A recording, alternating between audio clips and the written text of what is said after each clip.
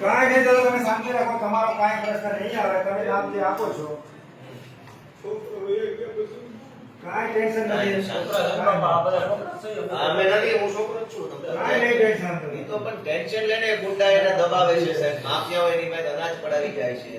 એના કરોડો પાણી આપો પાણી હલાવો સાહેબ, પાણી છાના રહી જાવ છાના રહી જાવ સાહેબ. આ માફિયાઓના ત્રાસની નોંધ લેજો તમે. આ તમે જુઓ, આ માફિયા વિસાવદરમાં અનાજ માફિયાનો સાહેબ તમને ખબર નહીં હોય.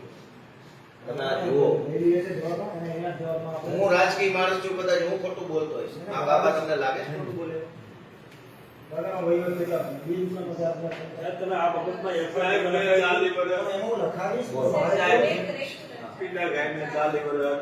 કોઈ દિવસ ક્યાંય ફરિયાદ નહીં. સાહેબને પૂછો, હું પૂછી લે સાહેબ હતા એ ગાડીને હું દેવાયો કે તને મારા દુકાન તમારી વ્યવસ્થિત છે. આ બરાબર છે, પણ હું હવે જવાબ દે તપાસ કરીને ગાડીને આ દુકાન આવી છું એના આધારે હું કલેક્ટર સાહેબને દરખાસ્ત કરી દઈશ. એ મને હુકમ કરી દેશે એટલે એમાં કોઈ આ અનાજ માફિયાઓને તમે કઈ કરી શકો છો? દરખાસ્ત ને કાગળ ને પરિપત્ર તો સરકારી વાત, એનો કોઈ મતલબ નથી.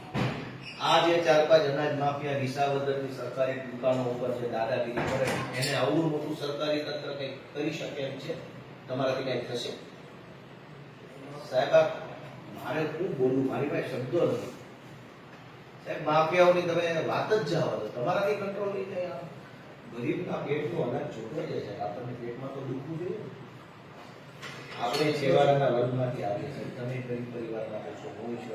આપણે જે આપણો ભૂતકાળ જો આપણે ગરીબ પરિવારના માણસો, આપણી જેવા બીજા ગરીબ બેન દીકરીના 4 કિલો ઘઉં કોઈ માફિયા તંત્ર લઈ જાય અને આપણો જીવ ન બળે, આપણે માણસ જ નથી રહ્યા છે. આપણે માણસ મટી ગયા છે. એ ગણશે છે, બેન કરે છે, બેન કરે છે, બેન કરે છે. ઈ ચિંતા કરતા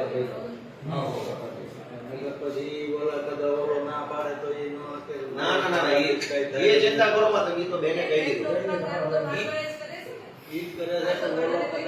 ના એ બેને કહી દીધું, એ ચિંતા કરો